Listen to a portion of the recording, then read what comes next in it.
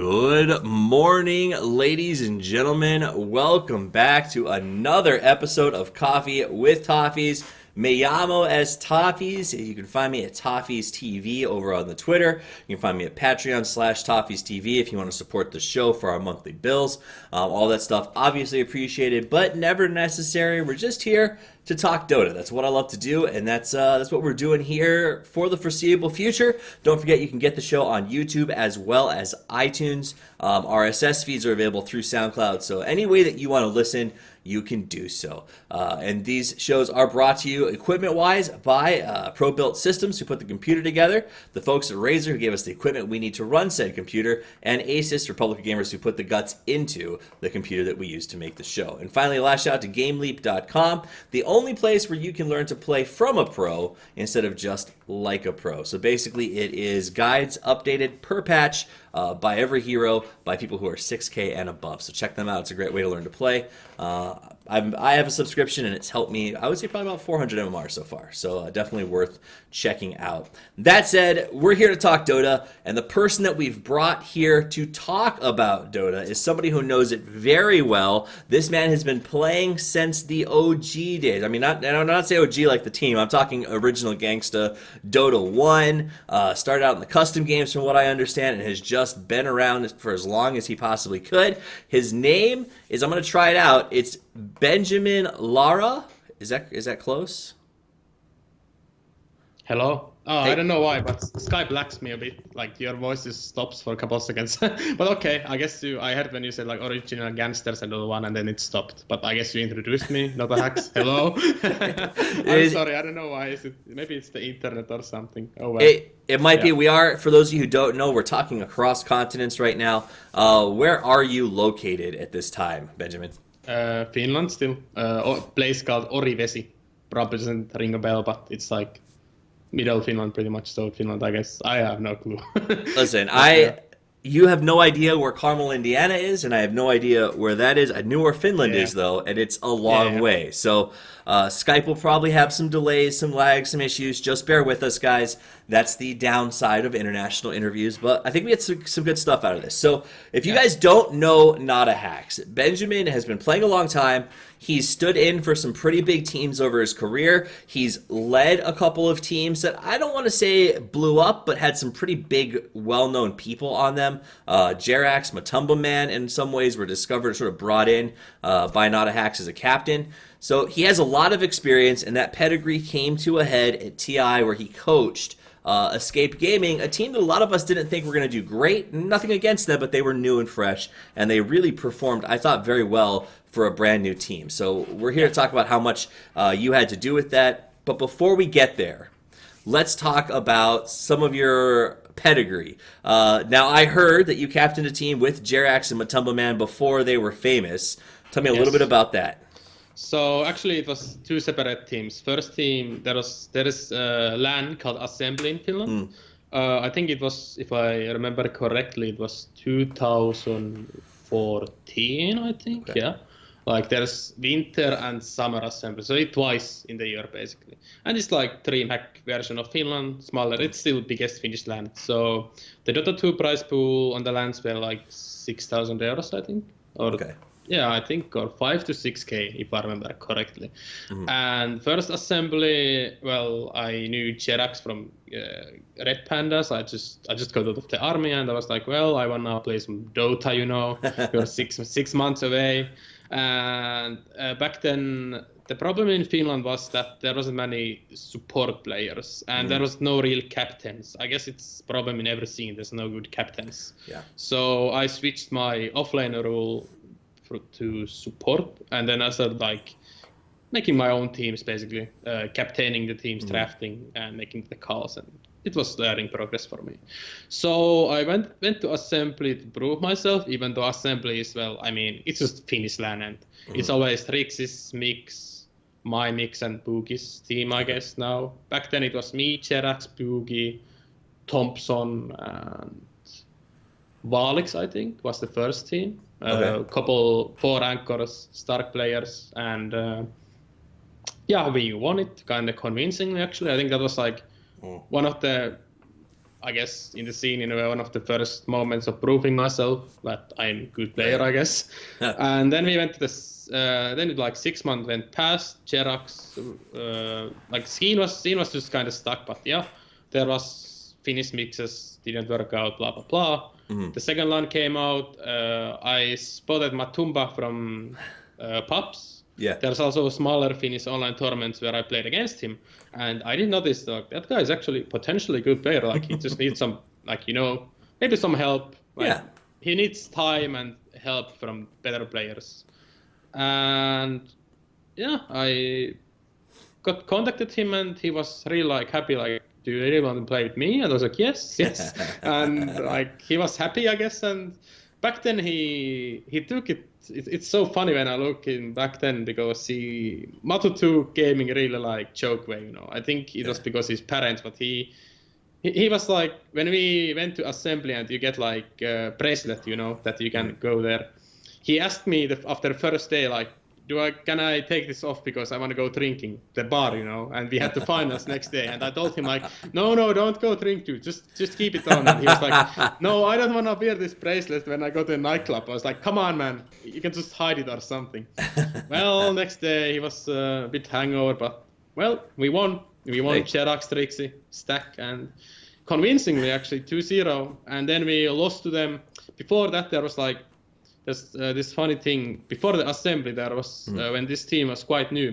There was back then there was like basically kind of what Vesk is now. The tournament that can only have like same people. The teams can be only from the same country. There was, I don't remember the tournament name, but it was like small, and there was like newbie and other. Apart from newbie, there was like mixed teams. Right. Newbie won it obviously. I think Viha had a team also actually, if I remember correctly. Yeah, Viha had a Romanian team. But there was qualifiers in Finland, and we fucking lost to a Jerax stack. And well, there's some things I don't want to comment about. Personal life affecting me, example. That's probably the main reason we lost. But like, I was out of shape back then. Not like I did play Dota, but it was like personal things affected me too much. Couldn't play on my best. Then we went to assembly. It just stomped. I think I can call it even stomp in a way. I mean, maybe not. I don't know. First game was convincing. Second game was like meh. But yeah, we won. So after assembly, Matu wanted to play with Boogie.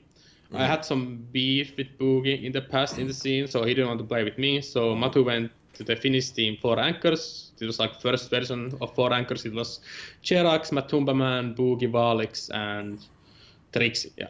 And there was before that, obviously there was the Fnatic version. I don't know. There's like the teams changed so fast back then, but I just remember it's like this Honey with Finns, and then there was the Finn 4 anchors. Eventually it became like 4 anchors. Then Jerax went to MVP. Matu left kind of fast after Jerax left, and I mean that's about it pretty much. So first we should touch on a few things, because you talked a lot about pubstars that you've played with. You said you sort of played against Wii at that point. You found Matumbaman to a certain extent. So the first question I have is, as you've sort of seen these pub stars transition to pro play, and you even sort of said that maybe you had a challenge where you couldn't join for ASC because you had beef in the past with another player there. Yeah. It sounds like that probably happened, I would assume, during your days sort of pubbing, or was that a pro beef? It was days of pubbing, Like so what's the biggest challenge then? Because that sounds like it's a challenge that comes out of it. For somebody who's watching this, it's a pub star, believes that they can be a pub star, making the transition to pro Dota, because it sounds like one of the biggest barriers to breaking through is there's plenty of 6K players out there who would love to go pro but can't seem to get out of that pub situation. I think it's way easier than it was before. I guess it's still about making contacts, proving yourself on in-house. Now, if I remember correct, FPL is open again. Okay. So probably getting into FPL in-house with other pro players and just proving yourself, taking the when you get the moments when you are playing against certain people, those moments can make a difference. It's all about luck also, obviously. I mean, the way mind control was implemented, phone on the Liquid was that he played really good on FPL, and if I I guess I can say this. I don't see why not. I think Kurokai friend Kebab told Kurokai that mind control is legit as fuck, and they just took him, and yeah, mind control is good player. What can I say? Nice. It's really good. So find the right chance, get vouched. It's easier with in-houses. I think there was a long time ago where it was very difficult to even find them. So things have gotten easier. But and I guess the next step is sort of something that I would assume that you struggle with because of the fact that you've been on so many teams and have sort of had ups and downs through your career. And what is the hardest part of being what I would call a floating pro? Somebody who stands in, has a team for a year, has to look for another one. Is it tough to keep the quest going, and is there anything to make it easier? I mean, I know my own weaknesses, but I know that army did hurt me a lot. Like in Finland, it's kind of mandatory to go in the army. Some countries have mandatory army. I had to go. Well, you have to be 6 months at least. It's 6 to 12 months. It's like 6, 9, or 12. And I got out of the 6 months, but it's still like 6 months. You're basically AFK. Some weekends you can go home and play, but you still get rusty. Yeah. So I think army was one thing that affected me a lot, and I guess it's all about motivation and believing. Some people aren't just good enough, I guess, but I feel nowadays if you just work hard enough, you will get there. It's all about like working hard and playing your ass off, and I think it's also learning about your mistakes. Like if you just play instead of looking what you do wrong, it's not going to help you, but you need to also look around the replays and see like, okay, I'm doing this thing good. I shouldn't like focus that. I'm doing this thing bad. I should probably work on that, and this kind of stuff. I feel now it's like, I think I tried to get pro like 2 years ago, 3 years ago. Now it's more like I think I have accepted that it's, I mean, I don't know. To be honest, I don't know, like, I think I've lost motivation in a way because when you're young, like when I was 17, 18, 20 even, you have this like spark. You want to win, You want to win, you do anything to win. And when you get older, you lose that spark a little bit. You lose it. You don't see it, but you do lose it. You lose it like slowly, and in the end you realize like I'm not that motivated anymore. Like let's say 5 years back, my friends will ask me to go drink, or like anything. Not drink. That's just an example, but like. No, I know anything, what you mean though. Just chill. And 5 years back, I would probably say, no, I want to play Dota. Fuck that. I don't wanna. I just wanna play. Now it's like I will probably just go. That's just example, but you lose the spark eventually. And I think. I think age also affects a bit. When you get. When you're living the home, you're studying, you don't have to worry about food, you don't have to worry about like where you sleep, you have everything around you when you're living with your parents. But when you get old, you have to move alone, you get more responsibilities, bills, and stuff, then those affects you a lot also in a way. So yeah. So if you're watching, son, you're why I'm not a pro. Do you think, so for those established pros, and we talk about established pros, I mean, we're talking about the guys who are consistently on teams and been playing forever. Do you think that same burnout affects them? Or do you think it's just for those of you who are sort of constantly trying to break through? I think everybody has their burnouts, to be honest. Even like tier 1 players, probably like TI example, I'm really burnout still. I have played like 5 games of Dota, or 10 even. What? 10 maximum, I think, because even though I was coaching myself, I still TI. It's 3 weeks. Well, it was 1 month for me because first week boot camp, and then we went to United States. It burns you out. I don't know. I never had like this kind of burnout on anything, but this is like first time, and it didn't feel like I don't want to play, but it's just when you go to play pubs, I was really negative, and it felt like why I'm doing this. That was the feeling, to be honest, and. I've been taking time off myself. Like I have this new work, and I have offers. Actually, do have like a couple of coaching offers, but I'm still like gonna take holiday next month. Probably gonna go somewhere and just chill. Probably gonna look until December what's gonna happen, and maybe you might even cast majors in the Finnish. We have this. This story I told you about Finns in the past. I've been doing multiple things. Like I did cast in Finnish national TV. last TI actually, yeah. Last TI I cast in Finnish national TV. They did even show it on the television that it was finals only though, but yeah, I did cast that, and I've been casting. We had like this small studio before TI on Manila Majors. We got sponsored by Scandinavian betting website Unibet. I don't know if it rings a bell for you, but it's like a really huge betting site.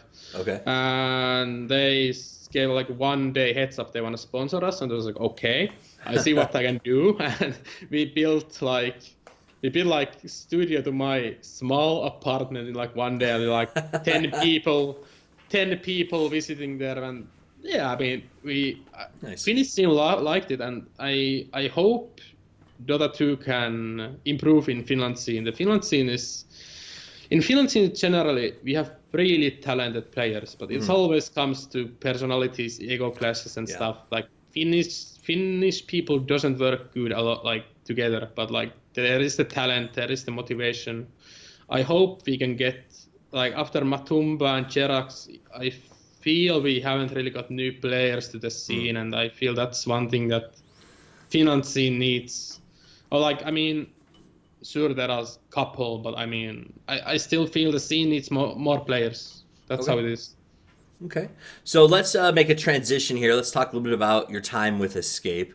Okay. First, I want to know simply, how did you end up coaching Escape? Like, did you just get an arbitrary phone call out of the blue? Do you have a history with the players? What brought you to that point? And then we'll move into talking about the experience. Yeah, okay. So I'm going to continue my last story a bit. After I casted Manila Majors, I kind of felt like, you know, when you're like kind of, how you call it, floating pro or whatever you call it, you watch every TI from home, and you have played in Dota 1, you kind of, it annoys you. It annoys you a lot. You can't go there. Like, why I'm not there? Like, I mean, watching Jerax with MVP example, it's like, I played with that guy. I mean, obviously he deserved it. Not saying that, but I mean, you know, you're happy for him, but you're also disappointed because you didn't make it. You're disappointed to yourself. So this year I was at the Manila Majors and Epicenter. Oh, we actually cast Epicenter also. I decided myself that this is the time I want to do it. I'm gonna give my best. I'm gonna give my 200% of myself. I get it here. So there's this Finnish website called, I'm gonna advertise a bit, eurheilu.com. It means esports.com basically in Finnish. I've been part of this project. There's investors behind it, and I've been consulting basically. But they sent me to ESL Frankfurt just to get pro players to give like interviews and stuff. And I met Synderen there, you know, I played with Synderen in Dota 1, I played with him Dota 2 in-house, I played with the same team for a while in Dota 2, I played standing for him, I knew him. I knew him some way, but yeah. I spoke with him and we did interview with him, obviously. And then I spoke with him and asked him, like, how you guys been doing, like, as a team? Because I liked his team a lot and I think they had potential. And I asked him, like, have you guys been searching a coach? And he told me, like, yeah, we've been searching a coach for a while. And I offered myself and I told him, like, let's make this, like, this kind of win-win deal. I'm gonna work for you for free during TI qualifiers. You can use everything I do. I don't want anything back. And if it works out, we can talk about future. And that's how it went. And during TI qualifiers, I think I feel I was good help. I recognize some teams' weaknesses. Example, actually, I'm not going to talk about that. No. What weakness did you find? You can't bait the hook and then pull it back. Okay. Team Secret example, when they played during TI qualifiers, when they had this couple bad habits, let's call it that way.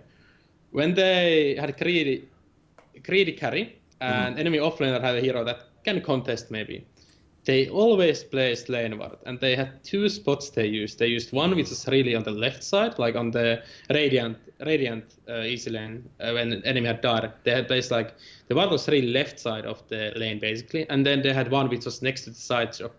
And we tested with Kesu, can you counter that ward? And yeah, you can counter it once entry actually, I think, or maybe they just misplaced it one game. But yeah, that's what I found out. Example, that's just one example. I'm not gonna tell more. But like, this kind of bad habits, you know, or like things that I don't even if you can call it bad habits, just like they do often, you know, and you can use it against them. You found patterns by watching with a pair of fresh eyes. Maybe the teams aren't watching. Yeah, exactly. So these kind of things, and obviously I gave my opinion on drafting. What you should draft against these teams? What do they bring drafting? Ban these heroes, pick these heroes, this kind of stuff. And at the ESL Frankfurt, TI qualifiers, I coached them. They were happy for me, and then they asked me like, "Would you like to come TI with us?" I gave them offer also, and I was like, "Yeah, let's do it." And that I didn't know actually. Escape gave you official statement. That's nice to hear. But we'll do this. We'll talk about that time at TI. But basically, you got in by, it sounds like, selling yourself, right? Going out there, networking, talking to Cinder and saying, "I'll work for free to prove to you that I can do this job." Nailed it. Got through open qualifiers, which was nightmarishly difficult. Still salty we didn't got the direct slot, to be honest. I mean, close enough, I guess, but that last game against Vega, dude, like, Vega has lost all the games, no chance to go event. They pull like Shadow Demon, TB, and they played it really good with Winter, and that was just like, goddamn Vega. And it was still, I mean, it's always good to have challenges, I guess. It wasn't easy as TI for Escape, but they did it, and we even got through the wildcard. So before we talk wildcards, because you guys got through a wildcard qualifier that a lot of people didn't think you were going to. In fact, most people thought it was going to be Complexity China or Ehome. Some thought maybe Escape, but it was a stretch. I do want to give you. So what I did is when Escape heard you were coming on the show to talk about your time at TI, they reached out to me, and I talked to them, and I said it's not typical that we get statements when coaches leave or have time with the teams. It's rare that we even get statements when players leave teams half the time, but they did want to give a statement. So they said, this is a message about you from Escape. They said, "Benjamin worked hard with us during the run-up to TI and during the main event in Seattle. Even whilst, and I didn't know this about you, battling an eye infection and trying to deal with his hatred of Cheesecake Factory, he put in a lot of time and effort to analyze the opposing teams and provide additional insight into our game. He lifted everyone's spirits with his character and was great to work with during our time in America." So that's a pretty resounding pat on the back from the guys from Escape, it sounds like. But I really want to ask, the eye infection is interesting, but what really bothers me is who hates Cheesecake Factory? Oh, dude, it was like joke, but basically like Koiko wanted to go Cheesecake Factory every day, and it was like me, and I think it was somebody else, I don't remember who, but like it was fuck Cheesecake Factory. Never go to that place. Like, I was there first day, and I mean it was good restaurant. I'm not blaming it. I mean it's just when you're in the United States, you want to go to those. Red Robin was the one place, that burger restaurant, like, I mean, I always been thinking when I'm in Finland that I eat pizza, like, okay, this is fatty food, I shouldn't eat this. But when I went to United States, all right, and that burger place, dude, like, I felt bad eating that burger, so many calories and stuff. But it's good experience, And it is. Infection. And you know what? As somebody who worked at Cheesecake Factory for 3 years, I understand completely. You had like an eye infection. You couldn't see the screen. What was going on? No, okay. So we went to Germany in Dortmund. We were 1 week boot camp, and the last day we stayed up until like 4 a.m. because we had to take a train from Dortmund to Frankfurt airport, and then we took a flight from Frankfurt to the TI. The eye started burning when we basically walked to the hotel from the office. It was like 5 minutes, 10 minutes walk. And I was like, okay, maybe something went to my eye, like some bee or like bean or something, like something, like just something scratched. And I was like, okay, probably I'm gonna throw wet. When I was at the hotel, I washed my eye and I did everything. I cleaned it, and I was like, okay, it's probably gonna go over. Nope. When we went in the train, it just got worse. It started like, when I closed my eye, I think it's called eye liquid or something like that. Looks like we had a Skype hiccup, so bear with us for just a second while our Finnish American connection. There it is. We caught back up. Oh, okay, back, yeah. So last thing we heard, you had some eye liquid issues. Looks like we're still going to deal with some of the Skype hiccups. Not too big a deal. This has happened once or twice. Keep in mind, guys, NotAHax is coming to us live from Finland. Hey, how's it going? Okay. Welcome back. Hello. I can actually, I'm using wireless connection at the moment, but I can get like cable if it helps. Maybe it might help. It's fine. We're getting a couple of hiccups, but it's to be expected if we're going across the country like this. Because I'm not sure if it's internet problem or if it's Skype problem. I guess it's Skype because it doesn't like disconnect me or anything. It just gets stuck, you know. Yep. No, I think it's just Skype. Just the Skype pipelines, people around the world logging on for their workday probably. So you fought through all this stuff that was going on, and you got the chance to coach Escape at TI. Let's talk wildcards. Now, wildcards, this was a big deal. It's because you still get to go to Seattle, right? No matter what, you get a booth, you get to be there, but there's a big difference. Or is there? Is there a difference in a player's mind between playing a wildcard match at TI and playing in the main event? Yes, that is. The pressure is way higher in the wildcards because, you know, it's 2 loss and you're out of the tournament, basically, or even 1. I guess, yeah. Oh, wait, it was single elimination. No, it wasn't single elimination. But it's like 2 loss and you're out of the tournament, you know. So the pressure is highest when it's in the wildcards. And what we spoke with the team, you know, I'm a bit stressful person. I think ahead. I was like, okay, what do we want to do against Wings? What do we want to do against Navi? And I think it was Sundaren who told me like, okay, Ben, let's just look how wildcards go first, and then we focus on the other teams. Okay.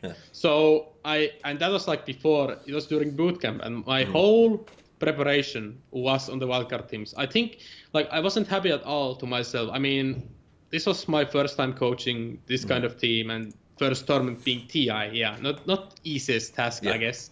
So I was disappointed my ways on main tournament teams because I didn't have that much time compared to the wildcard teams because, you know, we didn't know which group we're gonna be in. So yeah, I guess I didn't be prepared enough. And yeah, and there was also the fact that I didn't know until like 1 week or 2 weeks before TI that I'm going there, you know. So no, it was like 2 or 3 weeks. But anyway, everything happened so fast, so I didn't have time. But yeah, so my whole preparation was to wildcards. We won. Yeah, congratulations. We won. Like the complexity was like, I mean, I knew the moment we played Ehome, I knew like the first game I was like, shit. When you come from Dota 1, you know, Ehome gives you gold vibes because Ehome was such a dominant team back in Dota 1. I think they dominated 1 year straight. They were just winning everything. And I mean, they had good pairs also in Dota 2 team. Like, they're not taking anything from that. So yeah, Ehome was super good. I'm actually surprised they didn't make it more like better placement they got. But anyway, back to the wildcards. Yeah, so Ehome, we tried something, didn't work out, we lost. Complexity was, we did some things. I think the third game was like, there was so much choking in that game actually. Yeah. I mean, you could see the pressure on both teams, I guess. Yeah. Execration, Ban Meepo win, forehead, I guess. I don't know. The 17 Abed was his nickname, I think. Adep or something like that. Wait. I should remember. Do you remember? What was the... I don't. Yeah. Honestly. But that, the young star of the team, though, who win the game solo with Meepo. So I was like, okay, guys, you just form and gang this guy and you win the game. Right. Like he was the only pressure we had, I guess. And other than that, it was kind of smooth. We won convincingly. First game. First game wasn't I think first game we did mistakes, but we won. Second game, well, Huskar mid. Yeah, have fun. Yeah, and you guys went 2-1 against Complexity initially, and then once you hit the losers bracket, it was 2-0, 2-0, straight to the get-through. Now, you guys got through a wild card, which, you know, I assume that when you talk about pro players, they go in expecting to win. But most people, there was an expectation, right? You didn't come in with, I think Complexity suffered from a burden of expectation due to past performance, and, you know, a lot of people expected more from them, and I think that weighed heavy on them. So the guys didn't have to worry about that as much. Tell me about the attitude on the team when you got through wildcards. Like, was it excitement? Was it, you know, we expected it, no big deal? I think relief is the correct word here. While I'm looking, relief. Like everybody were happy we got to the main tournament. I I think what I can say, I think that was our biggest goal, I guess. I mean, obviously you want to win, but let us get out of the wildcards, then we worry about the rest.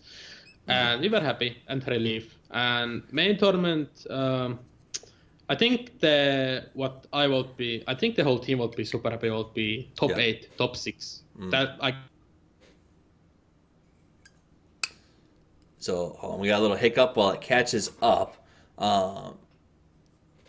So we just talked about there it is. So hold on a second. We had a hiccup on connection, so we're back on track now. You did say, looks like we got a hiccup again. Let's give it a second to get that connection running. As keep in mind, guys, Benjamin is joining us all the way from Finland right now to my studio in the middle of Indiana. So that's a pretty big trek for this call tonight. It works now, I guess? It does. Usually it's about 2 or 3 hiccups. That said, so before you guys started the main event, you were playing Fnatic on day 1.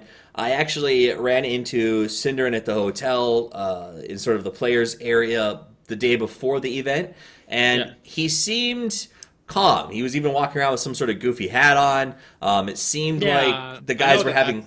You know the hat. So it seemed like the guys were sort of having fun. Was the tenor of the team sort of, let's just relax and take it one step at a time, or what was their mindset going into the Fnatic match? I mean, there's some things I can't obviously talk about, but during the group stages, we did recognize our problems. And against Fnatic, we had a plan. It didn't work out, sadly. I think... I don't want to. Do you think that if that had been a best of 3, you guys could have advanced? Yes. Okay. I mean, I think in this TI, I think any team could win any team. Wings were obviously good. I mean, Wings, not surprised they won. I mean, I think only thing that was so strong was Wings because nobody knew what they're gonna pick. Right. But other than that, I felt anybody can win anyone. I don't see there was like superior top 3 teams. I mean, OG, Liquid, but well, you know what happened to OG. Right. And, so yeah.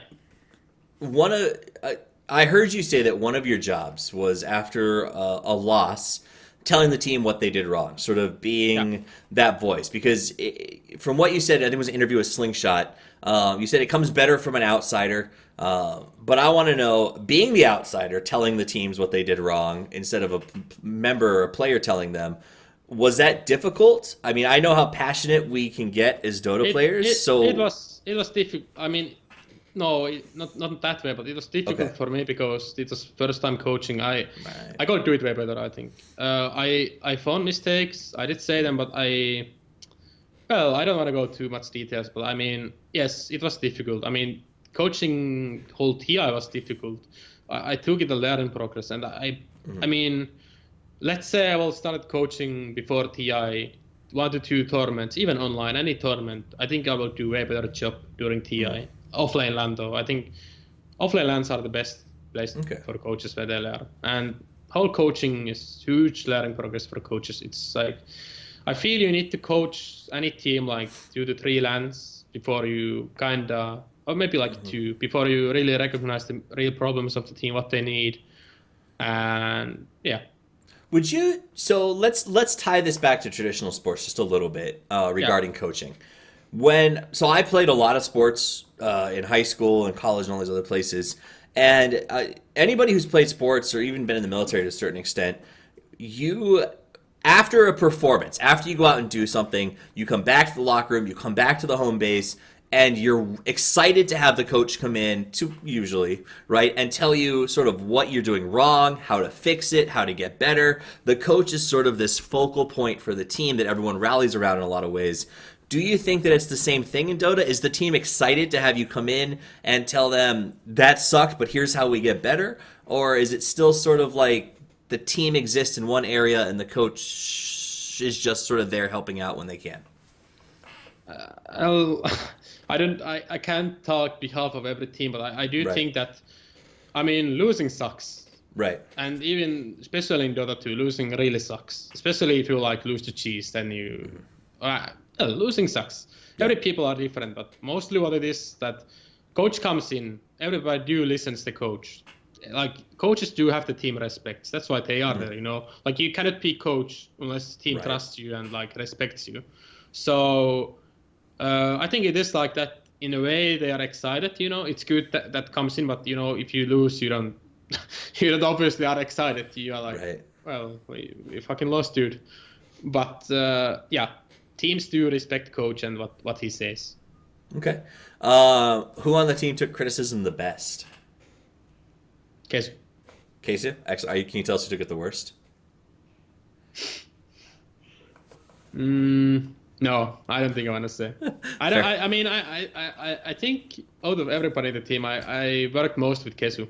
Okay. I don't know if you looked my Dota buff interview. I don't know what they said, but couple heroes. I mean, we looked one hero.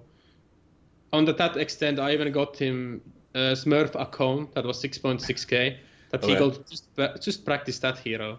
And he played like 50 to 100 games, I think. And I looked his games live, I looked his replays, and I told him how to play this hero.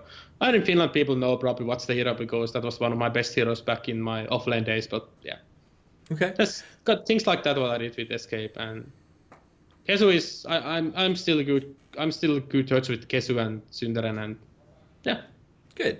What was the biggest lesson that you took away from coach, or biggest lesson you learned from coaching Escape? I mean, I learned to be a better coach, I guess, but like biggest lesson, I guess. I think the biggest thing I did learn during TI was that Tier 1 Dota isn't rocket science in a way. I mean, it's hard, but it's like, I guess I felt it's way harder than I expected. So it's like that, and I guess more preparation needed. Yeah.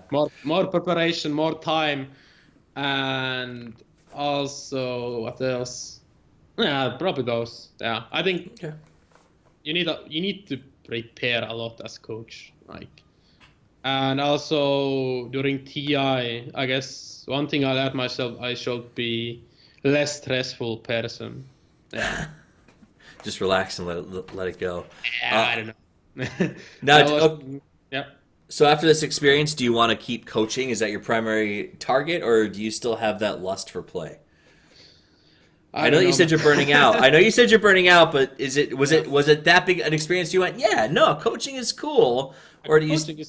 Coaching is cool. I have a coaching offer from one team. Okay. People know the team probably, but I'm not gonna comment. I obviously can't say, but I'm probably gonna now. There's this thing in Finland that the new work I talk about. I'm at the work at the moment, actually. There's a private school in Finland that gives you ability to study esports. Oh. And they contacted me 6 months ago. And the school has like art, music, example. And now I've been teaching here like 2 months. Two months. It's like 2 weeks in 1 month every month. And yeah, I've been teaching. Most obviously, Dota 2 is my main thing I teach, and coach. I guess it's more coach than teaching, but yeah, and esport generally talking about things like streaming or like how to be good pub player, how to be good teammate, this kind of stuff. But I've been doing this obviously, so getting some money, you know. Yeah. And then I think I'm going holiday with my best friend. November, I guess, or like next month, not sure yet, or December, I don't know, but yeah, end of the year. We're gonna go like 1 week holiday to Malta maybe, or Spain, I don't know yet. Maybe even some Dota people, like it's, you have to talk with some talents like Knoxville and Skim going together, but we'll see. I mean, I'm definitely gonna take holiday. I know I need the holiday. The most thing in this burnout is that I don't even feel like I'm exhausted. I just don't feel like playing Dota at all. Yeah. But I never felt like this before, so I know I'm probably burnout. So yeah, I don't know what I'm gonna do. I think I'm gonna chill until December, and then when the next year starts, I'm gonna decide. I think I wanna do the casting of majors. We get the.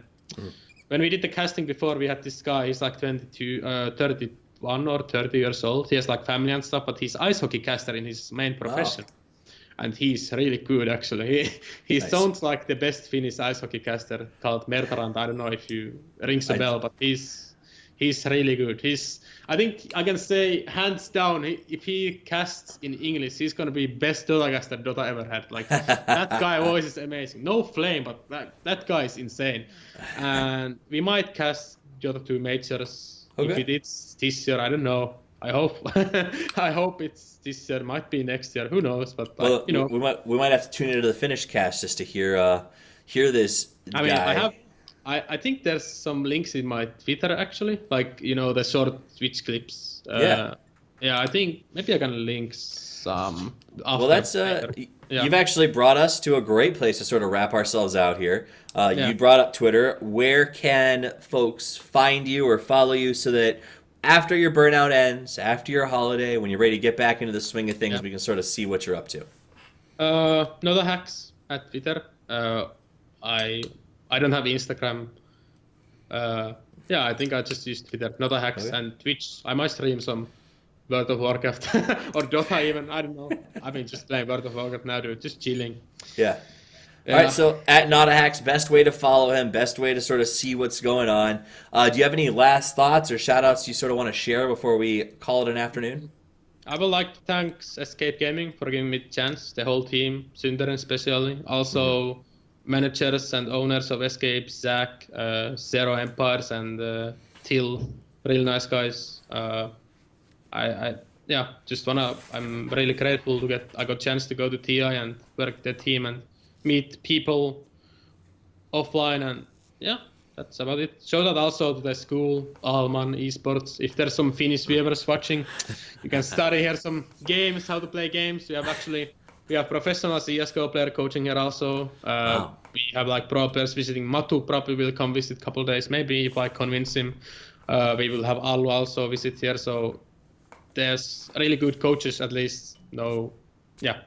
Sounds cool. It's neater than anything we've got going on over here. So Finland always a step ahead when it comes to esports. Guys, I don't know. You see what NA Dota's been doing, and I don't want to talk about it. Anyway.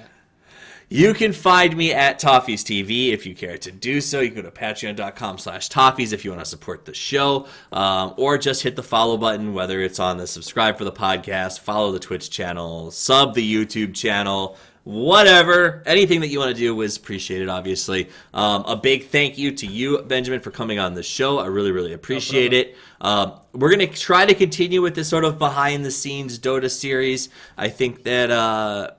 we get the big mainstream flash stuff all the time, but I think it's really cool to hear from coaches and analysts and players who are working to make it and have different perspectives of sort of the way the game's working. So I really appreciate you sharing that with us. That's pretty much all I've got for you guys today. I do want to shout out and give a thank you to Razer, Pro Built Systems, and Asus Republic of Gamers for the computer that we're broadcasting on. For those of you who are stalwart fans, you know the computer blew up earlier this year and we had to stop doing shows. But those three companies stepped up to make sure that we could keep making content. And GameLeap.com, the only place that you can learn to play from the pros like a pro. Go check it out. I think it's like $4 a month and absolutely changes the way that you play. Because not everyone, Benjamin, has a school in their town where they can go study esports. Some of us has to do it on the internet. By the same token, you might want to contact them and set up some guides, because I think they can probably use your expertise on some of those heroes in the off lane and support that they don't have maybe videos on. So let me know later if you want to get involved with that. Guys, thanks for watching. My name's Toffees. Play more Dota, and as always, Toffees out.